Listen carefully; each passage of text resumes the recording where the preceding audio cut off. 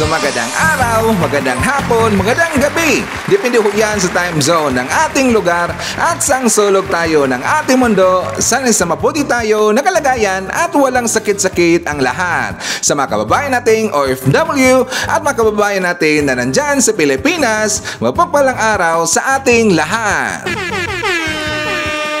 Okay, so kumusta ang lahat mga kababayan? How are you today? Well, I'm hoping na sana magandang ating gising ngayong umaga at meron tayong very energetic na aura. At sana rin po mga kababayan na hindi nyo nakalimutan ang mag-pray ngayong araw. Kahit 1 minute lang po. Magpasalamat tayo sa ating Panginoon kay Lord Jesus Christ na ngayong araw ay gumising pa tayo at magpasalamat rin po tayo sa mga blessings nating na-receive araw-araw at mga blessings na hindi natin nakikita. Okay? So please, don't forget to pray always, every day.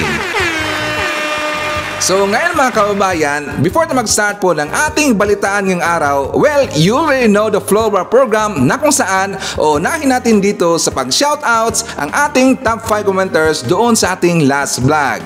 Nandito sa ating listahan mga kababayan, naunguna po si Robel Ferrer Official, nandito rin po si Ma'am Shane Sibal, Amy Joaquin, Ian Gimentiza, and Army Lagaso.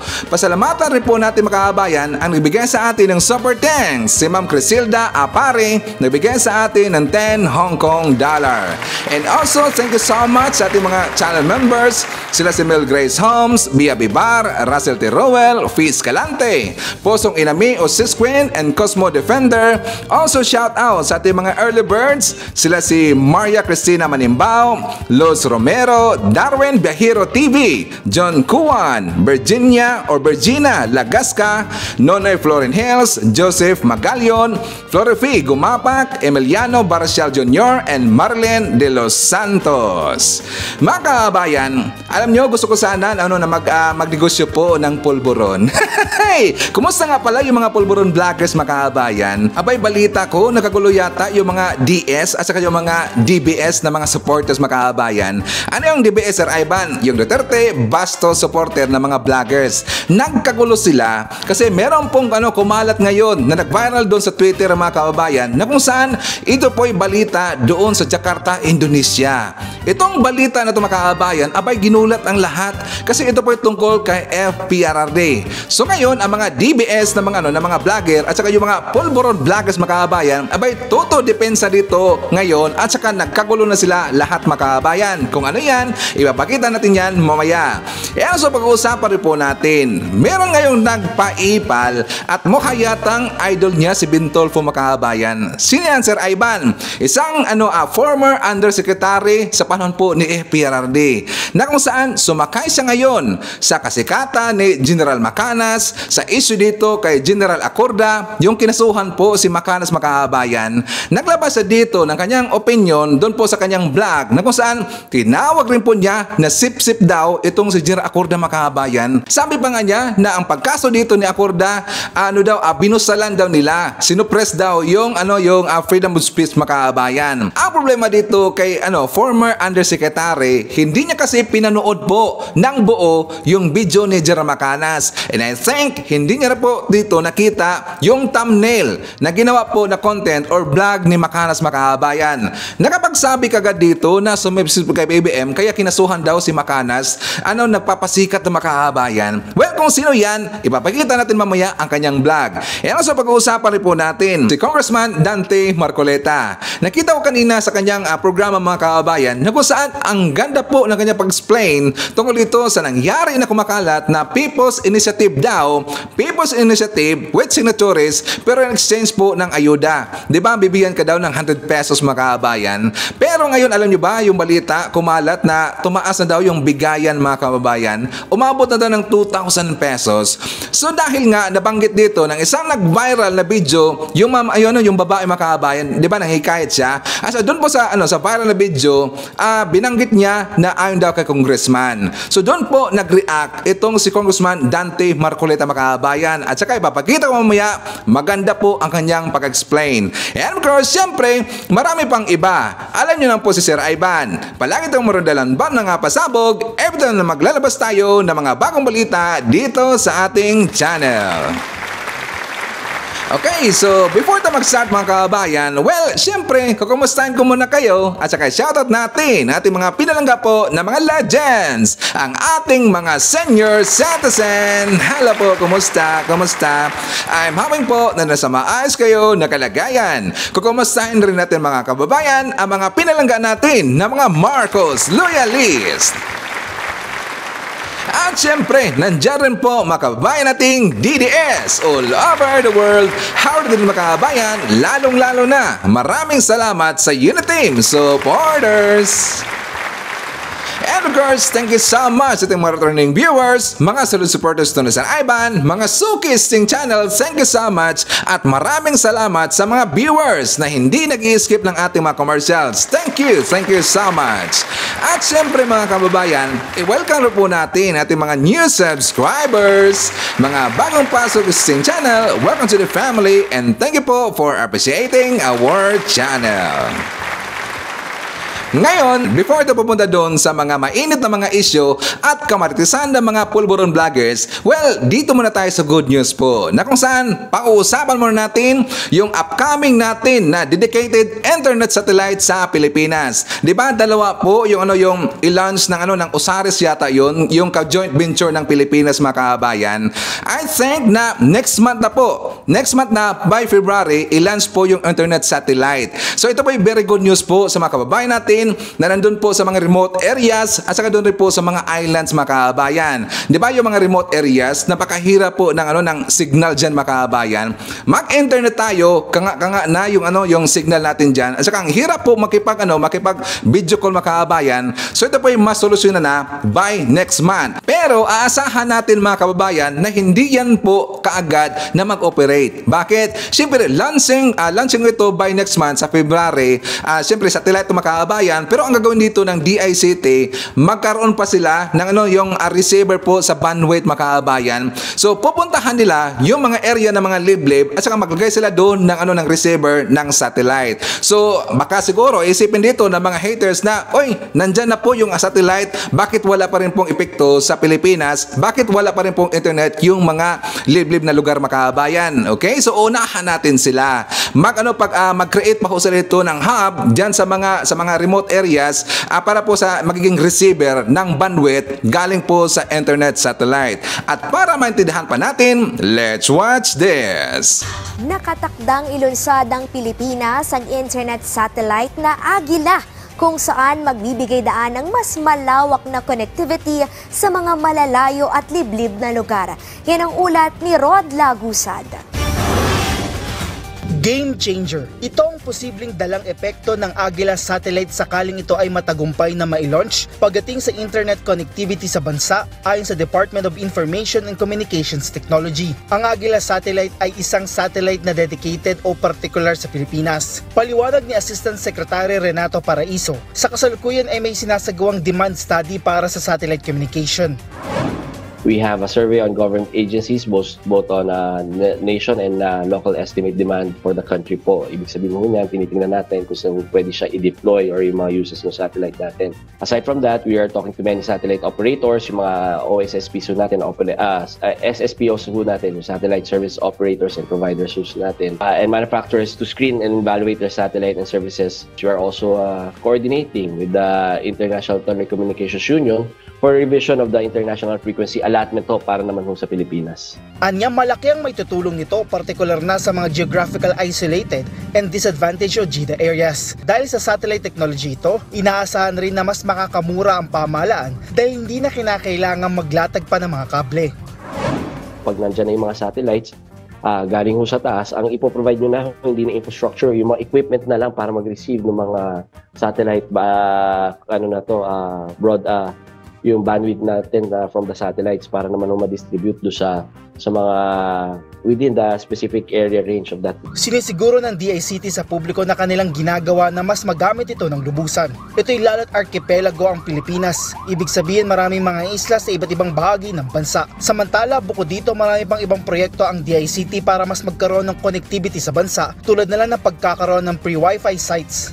Rod Lagusad, para sa bayan. Oh, yan. At least naintindihan na natin. Yung itong mga haters, mga kababayan, well, uunahan natin sila. So, pag-deploy po, ulitin ko lang po, pag-deploy ho ng internet satellite natin, yung dedicated para sa Pilipinas, hindi kagad yan na mag-activate, mga kababayan. Di ba sinabi po ng taga DICT, hahanapin pa nila yung mga areas na kailangan po lagyan ng mga hub to receive the bandwidth sa satellite, mga kababayan. At saka, ito po yung maganda. Bakit? Di ba meron na po programa ang gobyerno natin, yung free Wi-Fi for all, mga kababayan. So, yung programa niyan, ma-amplify po yan sa ating mga kababayan. Di ba? Good news o yan, mga kababayan. O yan po ang ating presidente. Iniisip niya yung kapakanan po ng mamayang Pilipino at paano pa mapa-improve niya yung ating tourism. So isunod na rin po natin, mga kababayan. And I think alam niyo na po na marami pong mga vloggers, kababayan natin ng mga Marcos vloggers, nagpuntahan doon sa sa Cavite, yung launching po ng Phase 1 and Phase 2. Actually yung Phase 2 yung syudad Kaunlaran, mga kababayan, yung pambansang pabahay. Yung Phase 1 nag-turnover na doon sa mga beneficiaries. Yung mga beneficiaries, mga kababayan, sila po yung naapektuhan doon sa paglinis or pag-rehab po ng Manila Bay. Sila po yung nabigyan ng pabahay. Yung Phase 2, groundbreaking pa lang yun, mga kababayan. Okay? So, for more details, let's watch this. Patuloy ang pagtupad ni Pangulong Ferdinand R. Marcos Jr. sa binitawang pangako na bibigyan ng maayos at murang pabahay ang mga Pilipino. Kanina, pinasinaya ng Pangulo ang groundbreaking ng Ciudad Kaunlaran Project sa Bacoor, Cavite. Agad pinagkalooban ng murang tirahan ang mga benepisyaryo nito. Yan ang ulat ni Alan Francisco. Ito ang Ciudad Kaunlaran sa Barangay Molino 2 sa Bacoor City, Cavite. Ito ang bagong pabahay program ng pamahalaan. At kanina, mismong si Pangulong Ferdinand R. Marcos Jr. ang naggawad nito sa mga benepisyaryo. Ang 6 na gusali ng Ciudad Kaunlaran Phase 1 ay handa na para malipatan ng higit 300 pamilyang apektado ng Supreme Court mandamus na naglilinis sa Manila Bay. Sa kasalukuyan ay nasa ilalim pa rin ng konstruksyon ng Phase 1 para makumpleto ang kabuang 95 palapag na gusali na binubuo ng 540 housing units na may sukat na 24 square meters bawat unit. Nagpapasalamat po ako ng maraming sa Pangulo po natin. Dahil sa kanya po, nagkaroon po kami ng pabahay dito. Lubos po akong nagagalak na muling maparito sa lalawigan ng Cavite para sa isang na namang halagang proyektong pabahay ng ating pamahalaan. Ngayon po, ngayon lamang ay malugod ko pong binabati ang mga mahigit na 600 benepisyaryong kasama natin para sa sinayaan ang amin na 9 na gusali ng Phase 1 ng Ciudad Kaunlaran Housing Project. Ang Ciudad Kaunlaran Phase 1 ay binubuo ng siyam na low-rise na building, kagaya nitong nakikita natin natapos na may 5 palapag. Aabot sa 540 pamilya ang mabibiyayaan ng mga pabahay na ito. Ang proyektong ito ay bunga ng pagtutulungan ng NHA, ng local government, ang pamahalaan ng Bacoor, iba pang ahensya ng pamahalaan at pribadong sektor ay kasama rin natin. Ito ay upang makapaghatid ng ginhawa para sa mga Caviteñong apektado ng writ of continuing mandamus ng Supreme Court sa paglilinis ng Manila Bay at paglilikas ng mga pamilyang nakatira sa baybayang ito. Bilang agarang tugon, pinabilis po natin ang kanilang relokasyon sa bagong pabahay na ligtas, di kalidad, komportable at may maayos na pamayanan. Sa katunayan po, tayo ay nagsagawa rin tayo kanina ng groundbreaking para naman doon sa susunod na itatayo na 2 pang gusaling itatayo ng Phase 2 sa Ciudad Kaunlaran. Dagdag ng 120 pamilya ang makikinabang dito. Hinihikayat ko po ang ating mga benepisyaryo na pagtibayin ang pakikipagtulungan sa ating pamahalaan upang mapanatili ang kaayusan at kasaganahan sa komunidad ng ating binubuo. Nitong 2023, umabot sa mahigit na 80,000 pabahay ang naitayo ng NHA sa buong bansa. Sa kasalukuyan, Ang NHA ay patuloy na nagsisikap na makapaghandog ng pabahay sa mga mas maraming Pilipino pa na nangangailangan ng kanilang titirahan. Isama pa rin natin ang mahigit 700 milyong piso na ipamahagi sa pamamagitan ng Emergency Housing Assistance Program sa may 150,000 pamilya na naapektuhan ng kalamidad tulad ng sunog, ng baha, lindol at bagyo. Hangarin po ng inyong pamahalaan na panatilihing may sapat na pondo upang mapunan ang pangangailangang pabahay ng nakakarami. Tuloy-tuloy po ang NHA sa pagbuo at pagtutupad ng programang pabahay para sa pamilyang Pilipino. Sa tulong at pakikipag-ugnayan ng DHSUD sa pamumuna ni Secretary Jerry Acusar, ay ito'y tuloy-tuloy at hindi namin titigilan. Tunay nga po na ang ating pagdalo sa mahahalagang okasyon na tulad nito ay sumisimbolo ng aking pangako sa sambayanan na may angat ang antas ng pamumuhay ng bawat Pilipino sa pamamagitan ng bagong bahay tungo sa bagong buhay.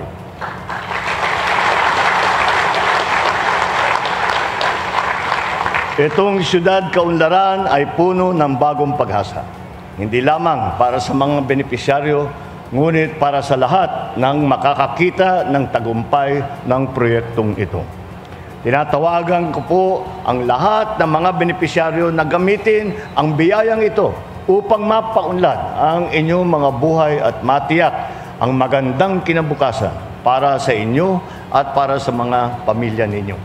Sigurado po ako na ang siyudad Kaunlaran at iba pang mga proyektong pabahay ng pamahalaan ay magiging daan natin tungo sa bagong Pilipinas na karapat-dapat para sa lahat ng ating mga mamamayan. Mabuhay po kayong lahat. Mabuhay ang bagong Pilipinas. Maraming salamat po. Happy New Year po. Magandang umaga po sa inyong lahat.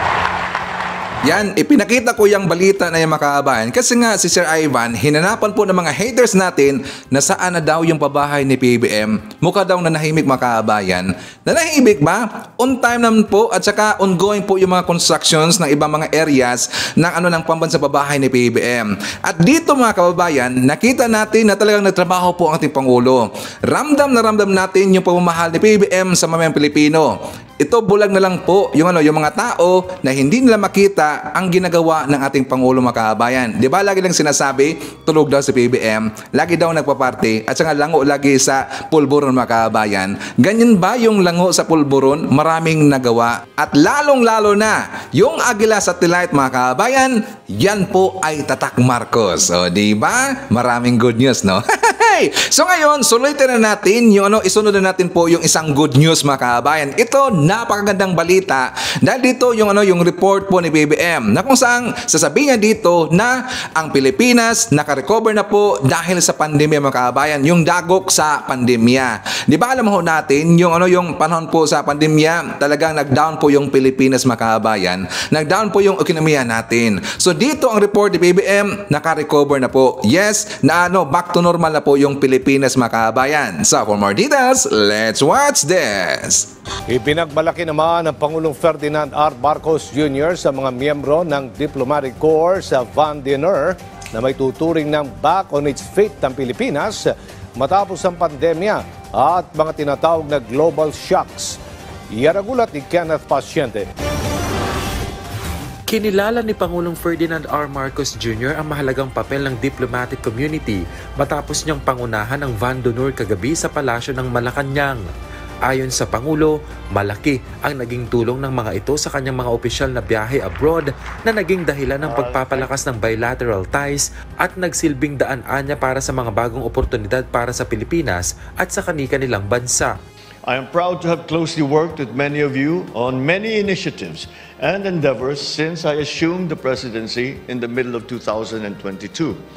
I hope that we will continue to serve as able agents of our respective governments and countries in furthering the breadth and depth of our bilateral ties as well as in exploring collaboration in regional and multilateral fronts. Kasabay nito ang paghimok ng punong ehekutibo sa diplomatic corps na patuloy na makipagtulungan sa Pilipinas para tugunan ang iba't ibang hamon na kinaharap hindi lamang ng Pilipinas kundi maging ng ibang bansa, kabilang na ang kahirapan, hamon sa edukasyon, food security, peace and order at iba pa.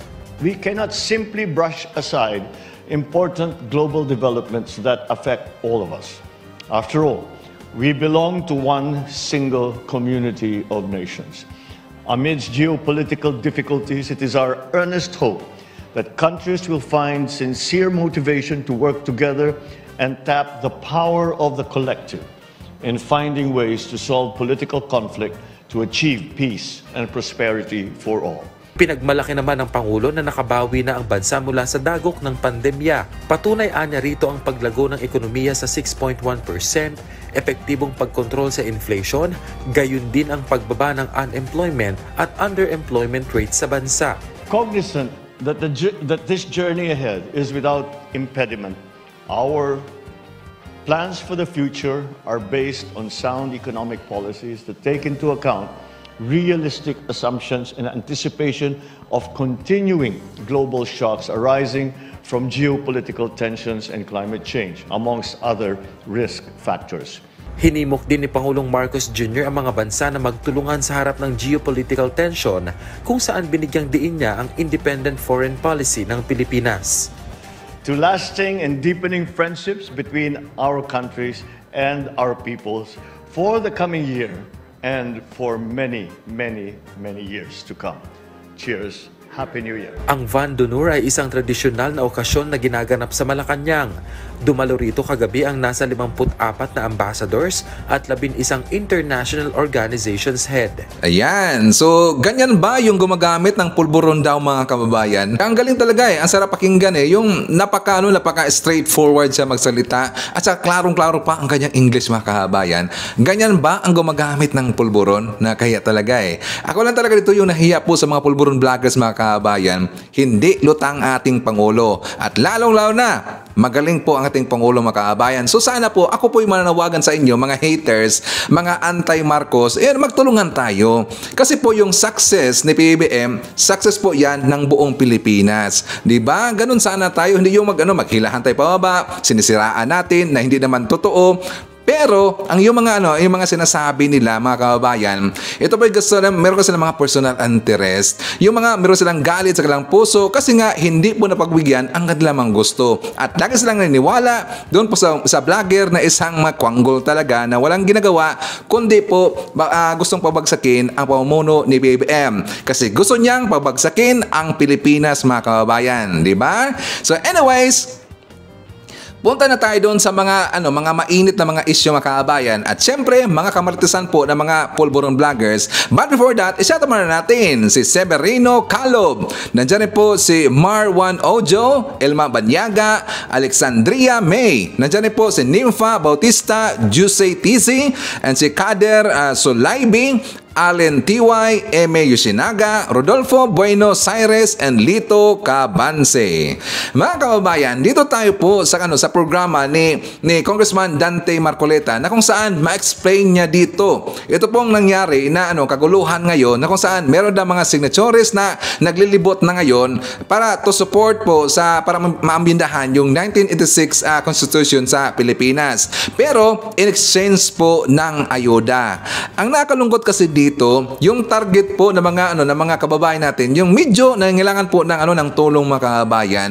Kapag meron kasi na word na ayuda, 'di ba, gumaganoon kaagad yung tinga nila. Hindi na sila dito manaliksik. Hindi lang iniintindi dito kung ano po ang kanilang pinirmahan mga kababayan. So ito po yung ma-explain dito ni Congressman Marcoleta kasi nga nadawit po yung pangalan ng mga congressman. So for more details, let's watch this. Ito pong usapin ng People's Initiative. Kasi kami People's Initiative. Ito pong layunin ng pagbabago ng charter change. Teka. Opo. Para wala silang masabi, itatanong ko kay Nelson. Malalim mag-isip ito Total, malalim naman nating pinupuntahan natin. Sa lalim mag-isip nito, kinakailangan unahan na natin. Opo. Pag sinabi mong People's Initiative, Nelson, Anong ibig sabihin nun? Dapat mga mamamayan ang mauna. Ang ibig mo sabihin, Inisiatiba ng taong ang bayan. panggagalingan ng lahat ng ito Dapat mamamayan. ay hindi kung kani-kanino. Hindi. Totoo po. Hindi dapat politiko. Ang magsisimula ay Mga tao. yung tao. Taong bayan, opo. Mamamayan dapat. Ano man ang paraan, nasa sa kanila yon. Yes. Totoo Sino po. man ang mamuno sa kanila, sila yon. Yan. At walang kalakip na mga inisyatiba o impluensya ng ibang sektor. Wala po dapat. Opo. Tama? Yan ang tamang Yun ang premyo. pagkakaintindi ni Nelson. Kaya nga Opo. peoples eh. Ganun din ang pagkakaintindi ko eh. Opo. Paano ngayon yan? Sige. Pero ako naman, Kong, bibigyan ko ng konti siyempre ang taong bayan. Dapat may paggabay din ng kanilang mga representante. Sapagkat humanal sila ng kanilang representante. Ang mga mambabata sa mababang kapulungan. Hindi papayag si Nelson. Papayag mo doon sa pangangatwiran na yun. Na representative. Nagagabayan daw sila ng mga representative. Kasi dapat well-informed ang taong bayan, Nelson, at saka Kong eh. Di ba? Parang may katwiran kong si Jen. Kasi kaya nga representative para hindi lahat ng tao pupunta sa lugar. Akala ko naman kanina sa akin. Nagpadala ka ng representative, binoto niyo yung congressman. Magsasama rin pala kayo. People's Initiative nga eh. Opo. Walang sino man at walang anuman Opo. ang dapat na makialam. Sila lamang ang dapat na gumawa ng aksyon. Opo. Ang panggagalingan ng initiative sa kanila. Ganon. Totoo Sa mga po. tweed. Kasi isa sila sa paraan, sa tatlong paraan Opo. na nakasaad sa ating saligang batas kung paanong ang ating saligang batas o kaya mga batas ay babaguhin o irebisa. Tama po. Ngayon, hindi na pinapayag yung Constitutional Convention. Opo, yung Nagkakaroon CONCON. ng pagtatalo sa Constituent Assembly. Yes. Merong People's Initiative. Yun ang panghuli. Ang pagkakaiba nitong dalawang ito, nitong huling ito, ay yung Constituent Assembly ang gagawa yung membro ng Kongreso. Opo. Yun namang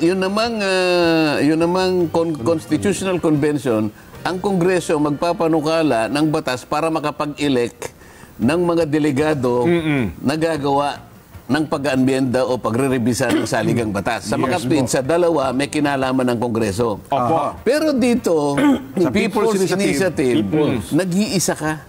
Pag sinabing initiative, ikaw ang nagpasimula. Ikaw ang nag-isip nito. Ikaw ang may ideya ng lahat ng ito. Opo. Sa mga tweed, mula sa pag-i-initiate ng isang aksyon hanggang sa ito ay ituloy mo hanggang sa kanyang katapusan, ang talagang namamayani dito ay yung kagustuhan ng mamamayan. Para sa ganong paniwalaan. Sapagkat kapag ito pinakialaman ng kung sino-sino, hindi initiative ng tao. Ayun. Initiative nung may gustong ginamit lang yung tao. Opo. Ano ba yung pinopropose niya sa tao? Yung kumukuha na ng... Di ba may kumukuha na raw ng pirma eh? Yun na nga po ko, naglabasan agad ng mga Ikaw ba, Jen, Nelson, Opo, nakakita na ba kayo ng isang proposal sheet na kung saan ipipirma yung mga kababayan natin?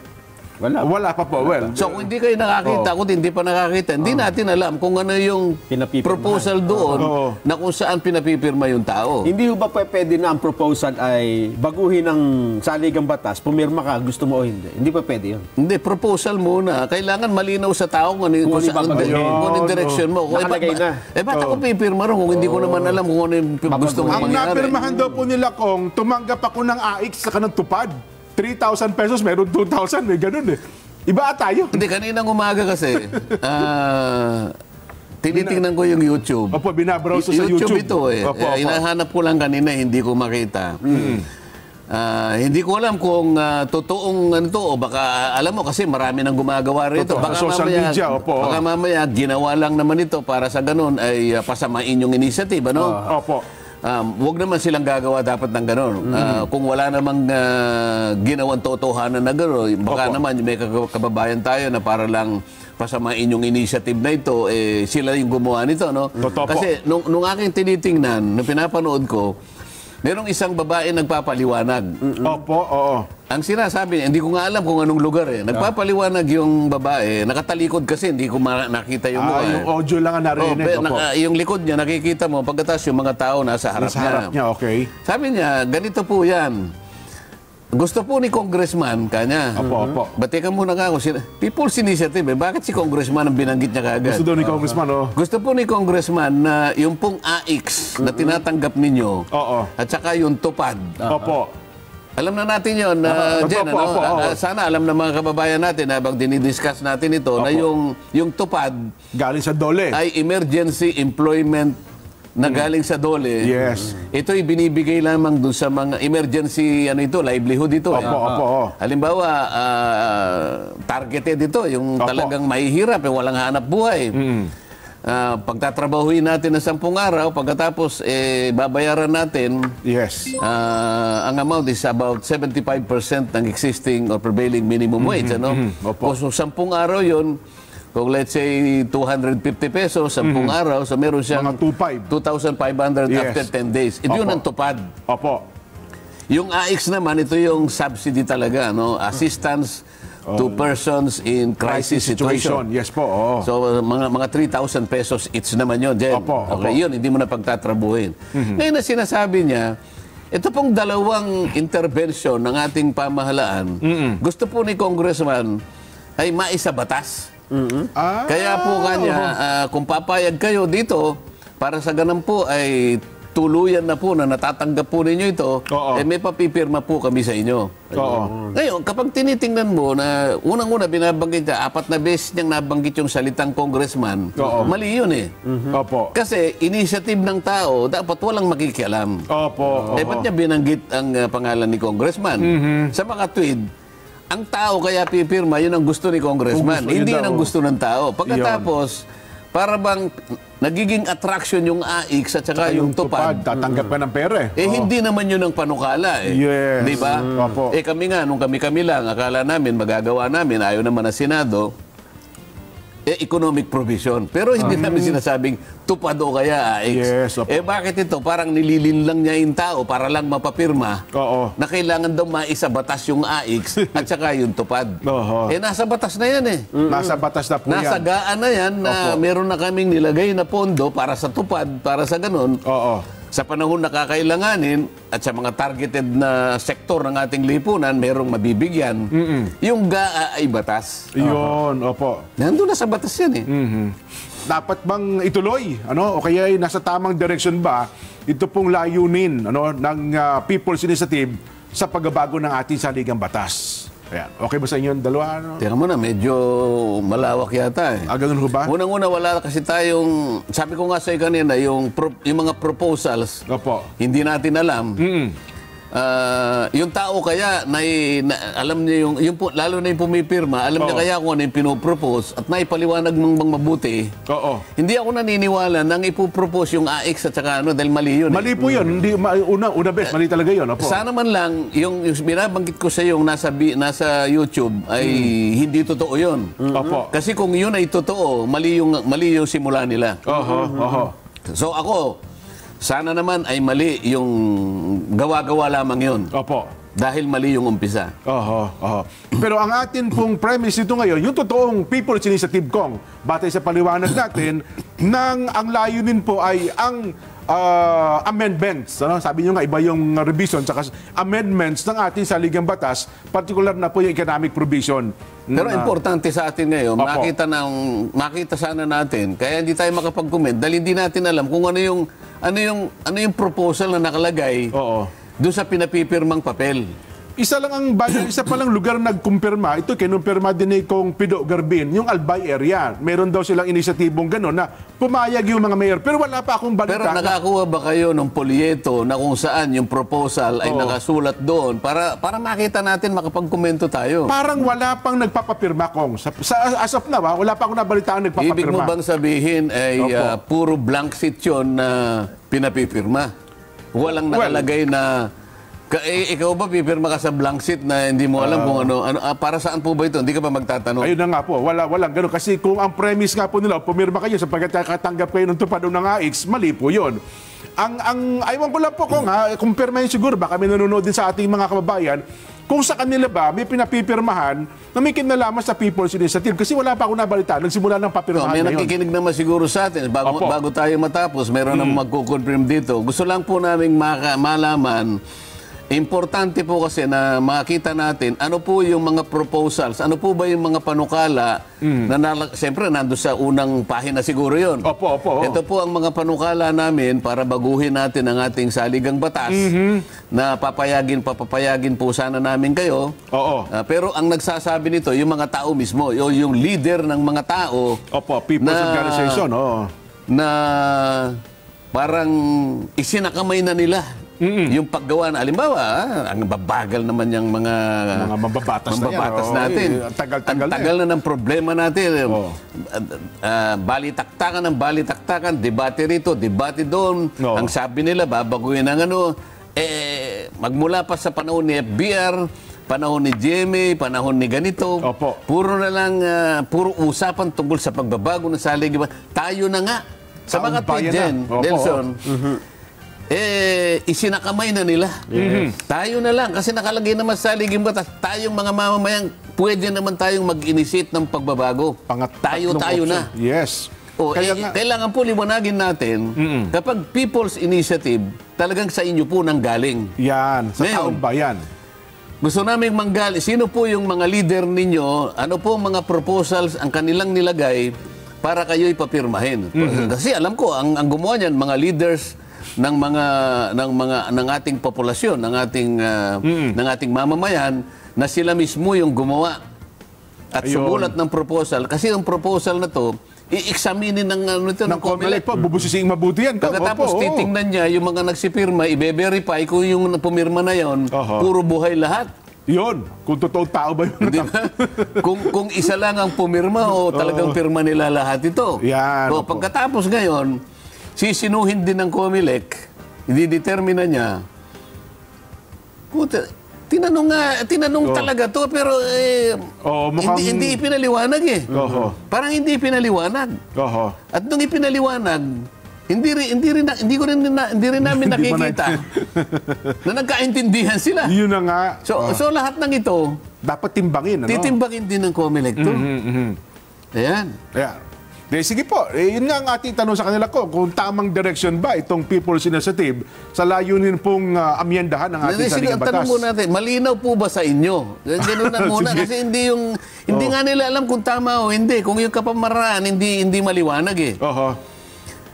Malinaw ba sa inyo yung paraan na ginagamit yung People's Initiative upang itaguyod ang People's Initiative para baguhin ang ating saligang batas? Yan. Malinaw ba sa kanila? Sabi sa amin, bibigyan kami ng AIX eh. Bibigyan kami tupad. Hindi ngayon, yun. Hindi ngayon papasaya. Yun ang sinasabi natin. Lalong-lalo na yung nababalitaan natin. Sana naman hindi. Kaya po namin sinasabi ito, hindi namin sinasabi na walang kwenta. Hindi po ganun. Kung talaga pong mag-i-initiate po kayo, ito po yung tamang paraan. Tinatama natin.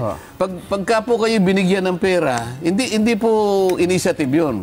Ang initiative, kayo po sa manggagaling sa inyo eh. Kahit na hindi kayo bigyan ng pera dahil gusto nyong isulong ito, kayo yung nakagustuhan ninyo. Hindi dahil sa pera. Hindi dahil sa ano pang consideration. Honestly mga kababayan, gusto ko talaga yan sa si Kong Marcoleta. Di ba magaling po mag-imbestiga? Mabusisi, meticuloso. Kaya nga paborito siya dyan sa mga merong investigation ginagawa po sa Kamara, doon sa Congress. Kasi magaling talaga itong si Kong Marcoleta eh. So anyways, mga kababayan, so before tayo pumunta doon sa issue, yung sinabi ko na meron po nag-viral, may nag-viral po na isang post, ito'y report or balita doon sa Indonesia na kung saan ito po tungkol po kay PRRD mga kababayan. But before that, isatamer natin si Ashin, Jillian Quezon, Ryan World Begins for Virginia, USA. Shout out kay Ma'am Carclia, Cecily Beer, Redler, Trexie, Lily, Carmen, Judy, Don Kings, Red One, Little One, Jay Cabal, Lentek Power Force Team, Tita S, Aiko, Pax, JZC, Elzar, Caitlin, nandiyan rin po si Wenzel Paises, Lady Net, Sir Castillo, Sir Golfy, Tatay Amik, and Tatay Jack First of Jack Ford's family. Mga kababayan, ipapakita ko sa inyo yung balita tungkol kay Mary Jane Veloso, yung nakakulong ngayon doon sa Indonesia, mga kababayan, yung ba nakalinya sa death row. Di ba, nanawagan sila ngayon dahil nga, siyempre bumisita po si President Joko Widodo sa Pilipinas at saka na-meet niya si PBM. Nanawagan po ang pamilya ni Mary Jane dahil nga gusto nila na sana makalaya po si Mary Jane dahil po yung kanyang employer diyan sa Pilipinas, yung nagbigay po, napadala po ng yung mga drugas, mga kabayan. 'Di ba, nakulong na ngayon, nakasuhan sa nakulong. So, humihingi ngayon na ng pabor ang pamilya po ni Mary Jane na sana mapalaya na si Mary Jane. Ngayon, meron pong report na lumabas, mga kabayan, na napag-usapan ho yan ni Joko Widodo at saka ni PBM. So, meron ng response si President Joko Widodo na sabi niya i-review daw nila itong estado ngayon ni Mary Jane Veloso, mga kabayan. And after that, ipapakita ko sa inyo yung kumalat ngayon na balita from Jakarta Post. Ito tungkol po kay PRRD, mga kabayan. So for more details, let's watch this. Nakangiting Mary Jane Veloso ang nakausap ng kanyang pamilya sa video chat 4 na araw bago magpasko. At nung magpasko mismo sa tulong ng Foreign Affairs Department, nadalaw nila si Mary Jane sa mismong selda niya sa Indonesia, kung saan halos 14 na taon na siyang nakakulong. Napakasaya po namin at nagkasama-sama po kami sa Pasko po. Kasi po, ilang taon pong hindi kami nagkasama-sama ng Pasko po. Sa kabila ng mga ngiti, sabi ng anak niyang si Mark. Stress po siya. Yung pumayat po siya, yung parang tumanda po itsura niya. Kasi po yung mga kaibigan po niya dun, mga nakakalaya na po. Binanggit niya yan sa programang idinaos ng pamilya at ng mga grupong tumutulong sa kanya sa tapat ng entrada ng Malacanang. Sabay sa pulong naman ni Indonesian President Joko Widodo kay Pangulong Bongbong Marcos sa palasyo, tila pinaghihinaan na raw ng loob si Mary Jane at sunod-sunod ang tanong. Kailan daw po ba makakalaya? Makakalaya ba siya? Nakakulong na daw po yung talaga may-ari at nahatulan na. Ano raw po at bakit hindi pa siya matulungan makalaya? Ang tinutukoy na hinatulan ay mga nagpadala raw kay Mary Jane ng maleta pa Indonesia na hindi raw niya alam na sinidlan ng droga. Dahil yan kaya siya sinintensyahan ng kamatayan ng Indonesia noong 2010, bagamat nabigyan ng temporary reprieve ng Indonesian court, kaya hindi muna itinuloy ang parusa. Giit ng kanyang pamilya dahil napatunayan na ng ebidensyang biktima lang si Mary Jane at niloko ng mga recruiter. Dapat mapalaya na siya. Kung meron lang sana kasalanan, hindi ako iyak na ganito, tanggap po namin. Ngayon wala po siyang kasalanan, kaya pinalaki ko po yung aking mga anak na yun na matakot kayo sa Diyos. Mag-aabot ang pamilya Veloso ng 2 sulat kay President Widodo at kay President BBM para sa kanilang apela na palayain at mabigyan ng hustisya si Mary Jane Veloso. Sa gitna ng programa sa Mendiola, nahilo ang ina ni Mary Jane na si Celia. Bagamat nabigyan na ng paunang lunas, hindi na sumama ang pamilya sa paghahatid ng sulat sa Malacanang. Abogado na lang nila ang nagpa-receive nito sa palasyo. Sabi ng Department of Foreign Affairs, na-establish sa pagbisita ng Indonesian President ang pwedeng gawin kaugnay ng hiling na makatestigo si Mary Jane laban sa kanyang mga recruiter. Pwede raw ipadala ang mga tanong ng korte kay Veloso para masagot niya. Umaasa raw si Pangulong Marcos na ang pag-usad ng kasong ito ay mauuwi sa clemency o pagpapatawad sa kanya para makalaya. Iniyak ni Indonesian President Joko Widodo na muling susuriin ang kaso ng ating kababayang si Mary Jane Veloso na nasa death row sa Indonesia ngayon. Kinumpirma ni PCO Secretary Cheloy Garafil na napag-usapan ito ng Pangulo at ni Pangulong Widodo matapos ang 3 araw na official visit nito sa bansa. Ibinahagi rin ng kalihim na hinihintay na lamang ng Indonesian government ang desisyon ng Korte sa Pilipinas sa mga kasong inihain laban sa mga recruiter ni Mary Jane. Okay, so ang post doon sa Twitter mga kabayan, di ba nakita natin sa balita na kinausap po ni PBBM si President Widodo mga kabayan dahil nga tungkol dito kay Mary Jane na kung saan I'm very sure ang gusto ni PBBM na bigyan lang pabor na palayain na si Mary Jane. So at least nag-response po si President Widodo na i-review nila yung kaso ni Mary Jane. Alam nyo ba na may kumalat doon sa Twitter na kung saan ito po last 2016 pa, ito po balita doon sa isa sa mga mga news outlet sa Jakarta mga kababayan. Ang pangalan po ng news outlet ay The Jakarta Post. Sabi dito sa balita, Duterte has given the green light for Mary Jane's execution. Yan po daw ang sabi ni Jokowi mga kababayan. At saka itong report ito, ang balita na ito, last September 12, 2016. So kaya nga ngayon nakagulo yung DDS mga kababayan. Saka nagsagutan ngayon yung mga, siyempre mga Marcos, yung iba naman mga Pinklawan. Doon po sa isang post, nag-viral. Bumalik po yung balita na yung mga kababayan. Kasi kapag intindihin natin ang post na yan or ang balita na yan from Jakarta, parang nag-give up na dito si PRRD mga kababayan. Sakto ba yung pagkaintindi ko? Di ba parang nag-give up na dito si PRRD, nawalan siya dito na pag-asa na makakalaya pa si Virgin Veloso or mga okay lang sa kanya na ma-execute po si Veloso mga kababayan.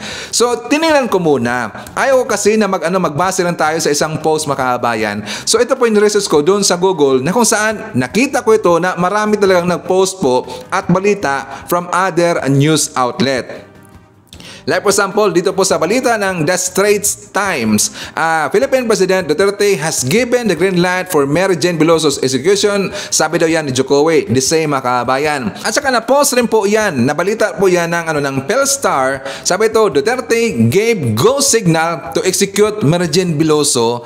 Tingnan nyo yung caption mga kababayan. Medyo talaga hindi maganda siya abasahin kung totoo yan mga kababayan. At sabi pa dito sa ibang balita sa The Jakarta Globe, isa pa rin po na balita na si Duterte daw nagbigyan na ng green light. Sabi pa dito sa Inquirer mismo, Duterte okayed Mary Jane's execution, sabi daw ng Indonesian President.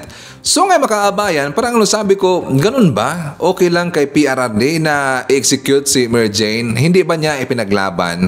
So, nang tinanong ko pa, I'm digging more information mga kababayan. May nakita ko dito sa balita from the government platform sa gov.ph. Sabi dito ni Yasay na no green light by Duterte on Veloso. So which means, ang ibig sabihin po ni Yasay, si Yasay yung taga mga kababayan, di ba siya po yung sa Department of Foreign Affairs si Yasay. So, ang ibig sabihin dito ni Yasay, yun po ay erroneous or mali po yung pagkaintindi ng ibang mga news outlet doon sa Jakarta mga kababayan. Ang ibig sabihin, yun daw ay fake news. Walang sinabi na ganoon si PRRD. Kasi ayon dito sa balita, babasahin ko lang mga kababayan, September 12, 2016, President Duterte has not given the so-called green light to the execution of Mary Jane Veloso. This was the clarification made by DFA or Foreign Affairs Secretary Perfecto Yasay Jr. after reading a news item in the Jakarta Post with an erroneous headline that ran, Duterte has given green light for Mary Jane's execution. So ang totoo dang sinabi ni PRRD, Yasay clarified further that never did Duterte gave the green light to the execution of Veloso other than to tell the Indonesian president that he respects their judicial processes and will accept whatever the final decisions that will arrive regarding her case. Yun daw ang sinabi ni PRRD. So hindi po ibig sabihin na nagbigay po ng green light si PRRD doon po sa taga Jakarta, taga Indonesia para daw sa execution ni Mary Jane mga kababayan. So wala daw ganon. So ibig sabihin ba? Ibig sabihin kung ito po yung fake news ibig sabihin na may galit yung taga Indonesia kay PRRD mga kababayan. Well, tanong lang na ba? Baka iyan kasi ang pagkaintindi ko Baka siguro yung panahon na yon, last 2016, baka may galit po yung mga news outlet doon sa Jakarta. Kasi nga, the same mga kababayan, di ba ilan ba mga news outlet ang binasa natin? Yung kanilang nakalagay po na captions is the same lahat. Hindi kaya may galit po yung Indonesia kay PRRD. Well, anyways mga kababayan, Jump tayo sa ibang usapin. Shout out muna natin si Rodolfo Randaraborn, nandiyan rin po si Oscar Buenaobra and Maite Baisa. Well, dito na tayo sa ibig kong sabihin na meron pong isang undersecretary noon ni PRD, si Jing Paras. Kilala pa ba natin? Yung yung Presidential Advisor for Political Affairs ni PRD. Ngayon, sumakay siya sa issue mga kabayan. Doon sa kanyang vlog, napag-usapan nila doon si General Macanas. Napag-usapan rin po doon itong si Chief Acorda na kung saan yung tungkol po sa pagkaso niya sa isang vlogger makabayan, si General Macanas. Ngayon, ang problema kasi dito, sip-sip daw itong si Acorda na sabi niya na napakaliit, siguro sa intindi ko lang to parang napakaliit daw na bagay and expression daw sa kanyang ginamit na daw dito ni Macanas ang kanyang freedom of speech para ipalabas po ang kanyang hinanaing tungkol dito sa current na administration or kay PBBM. Sana daw hindi nilang kinasuhan. At saka kung before daw siya gumawa ng hakbang na ganyan, na kinasuhan niya si Macanas, dapat sinek daw muna yung vlog, yung video daw ni Macanas makabayan. I think itong si Jing Paras, hindi niya siguro inintindi masyado yung sinabi doon ni Macanas makabayan. Well, itatanong ko lang po dito. Sa tingin nyo ba, sa pagkaintindi nyo ba, opinion lang ni Macanas yung sinabi niya doon sa vlog makabayan? Yung meron siyang sinabi doon na, di ba, ang AFP daw, at saka yung PNP, nag-unite daw para i-convince si PBBM para mag-step down sa kanyang post. Do you think ang pagkasabi doon ni Macanas, opinion lang mga kabayan? Di ba, malisyoso po ang pagkasabi doon? At saka kahit ilang beses natin, ulit-ulitin po yung vlog ni Macanas, hindi po yung opinion. Talagang nagbigay siya ng storya makabayan, isang fake news talaga. Pero iginiit dito ni Jing Paras na opinion lang daw ang sinabi ni Macanas. Gunggong talaga eh. Alam nyo, makita natin dito na may pagka-ub-ub yung iba makabayan. Well, alam naman po natin kung saan sila ito nakasampat siya kasi nga sila po dito ay sumusuporta po sa side ng mga Duterte makabayan. So kahit anong pilit nila dito na dipinsahan po si Macanas, well, nagiging lutang lang talaga sila makabayan. At saka may challenge ako dito. Ipapakita ko mamaya yung video po ni Jing Paras at saka kasama niya yung si Supremo ba yon? Si Maestro nga pala makabayan, yung si Ardo o si Lando pa siya, nakalimutan ko lang eh. Di ba noon itong si Maestro suportado niya si PBBM. At saka meron siyang isang kasama po yung si Limuel ba yun? Or Samuel, nakalimutan ko lang eh. Dito po sa vlog nila, ako po I'll challenge former Undersecretary Jing Paras, sabihin niya yan in front of General Acorda kung kaya ba niya. At para maintindihan natin mga kabayan, let's watch this. Former Secretary Jing Paras, ito po yung masasabi ko, no, paring ay may video o wala. Hindi yun ang issue. Hindi yan ang issue. May video o wala. Ang importante, ano ba ang nasa pag-iisip ng taong bayan? Ito bang perception mo sa isang leader ay makatotohanan ba na siya ay isang tao na ikangay mapagkatiwalaan na hindi gumagawa nito or gumagawa siya na niya? Mapo-photoshop yan, ma-edit yan. So, categorical situational on whether the president is using prohibited drugs or not will not be settled by a video. No? It will only be settled, Secretary, by a drug test. If the president is sure, why doesn't he subject himself to a drug test? But alam mo, nagiging controversial na yun. At itong mga sip-sip na mga opisyal, especially itong PNP chief na sumakay din sa issue, hindi mo na pinag-aralan yung video kung saan pinanggalingan at wala namang sinasabi yung video ni General Macanas identifying certain individuals. Gusto lang sumipsip at gusto lang sumakay ito si Acorda at tinitreten ngayon ang mga vloggers. It hurts me that there are people na gusto lang maging sikat yung kanilang vlog ay gagawa ng mga disinformation. No less than my face, the face of the Chief of Staff, posted on viral and saying the AFP and the PNP withdrawing support or asking resignation of the President, it's unforgivable. Hindi po tama yon. Tayo na nagmamalasakit sa bayan, nagsasakripisyo, magpaaraw, magpaulan, para maging maunlad lang ating bansa. We tried to promote investment and tourism, pero dahil lang sa mga to, sa pansarili, nag-create ng hindi magandang imahe sa ating bayan. We don't tolerate these things. And the people are counting on us. Alam ng ating mga kababayan na tayo nagsasakripisyo buong buo.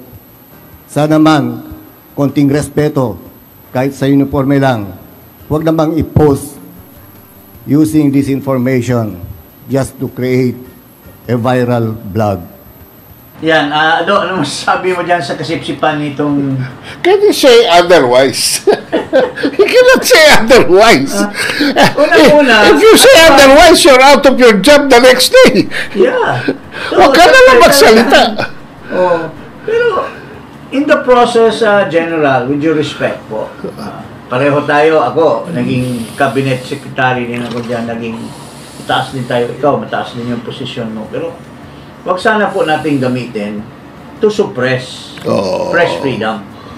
Bago tayo magsalita, bago tayo magsampa ng kaso, pag-aralan mo muna kung ano ba yung basihan ng kaso mo.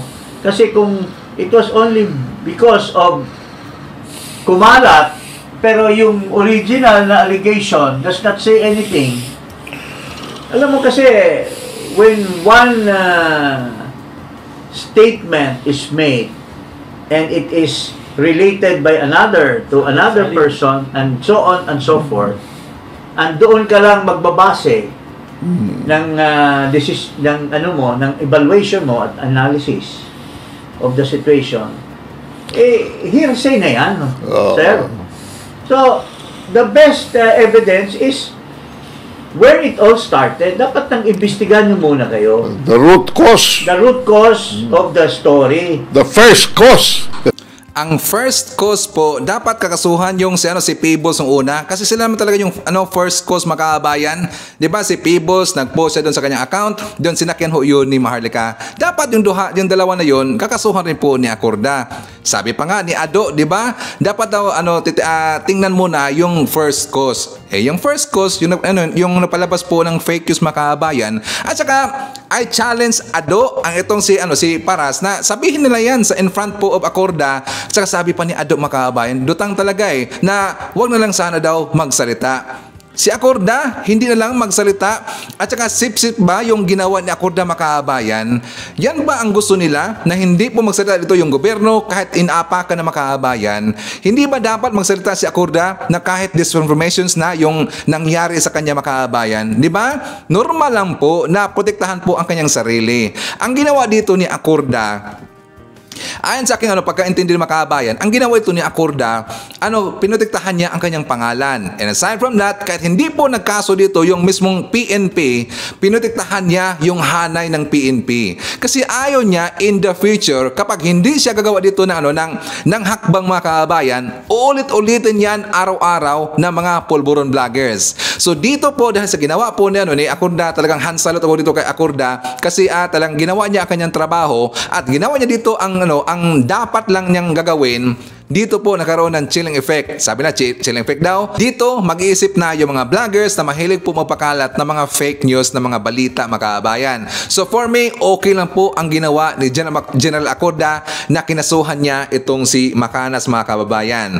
So nga magbasa tayo ng mga comment ng ating mga viewers. Sabi dito ni Odnaloy Supmat, siguro binaliktad ito mga kabayan. I think this is Tampos Yolando. Ang sabi niya, ang mga utak pulburon, BBM. Si B, Bagoong Lipunan. B, Badong. Ay, utak pulburon din pala si Badong.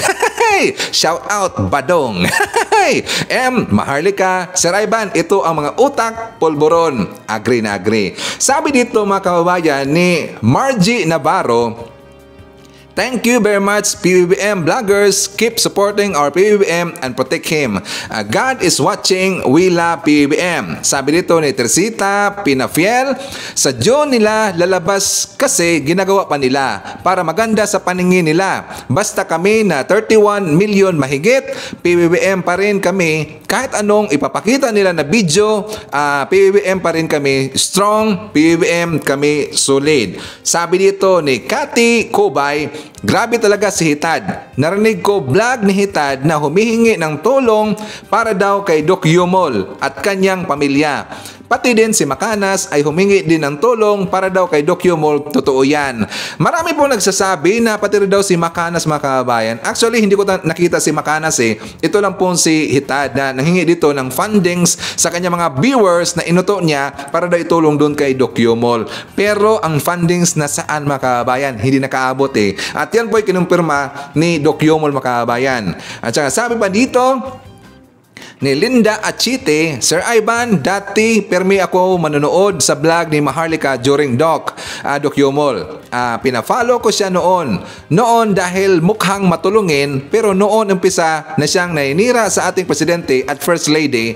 Ayaw kon marinig ang boses niya at bukang bibig niya, Attorney Glenchong. Ganon po kasi si Hitad, manggagamit yun, mga kabayan. At saka ulitin ko lang po, ang pangalan ng Maharlika ay para sa Pilipinas, hindi dapat sa isang POK 2 times, mga kababayan, di ba? So anyways, yan po ating manakalap ng mga balita ngayong araw. Kung nakaabot ka po sa portion na to, sana nakapag-like na ho tayo. Libre po ang mag-share, libre din ang mag-subscribe. Again, maraming salamat sa mga viewers na hindi nag-i-skip ng ating mga commercials. Thank you so much. At before natin tatapusin ating programa ngayong araw, sana sabayan nyo si Sir Ivan para sa ating live messaging prayer. Ama sa langit, salamat po sa magandang araw na ito. Salamat po sa pagbibigay mo po sa akin ng isa pang pagkakataon mabuhay at tamasin po ang kagandahan ng iyong mga nilikha. Punuin mo po ang aking puso ng iyong pag-ibig, kapayapaan, pag-asa at higit sa lahat ang iyong banal na presensya.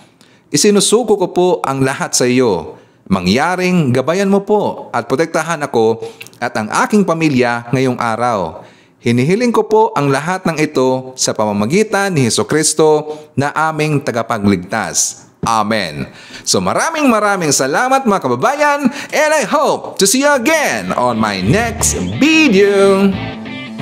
BBM Sara! BBM Sara! Pagkakaisa patungo sa ginhawa. BBM Sara! BBM Sara! Para sa kinabukasan naming mga bata. BBM Sara! BBM Sara! Walang imposible na kapag nagsama-sama. BBM Sara! BBM Sara! Ang presidente at ang bisi na mahal ang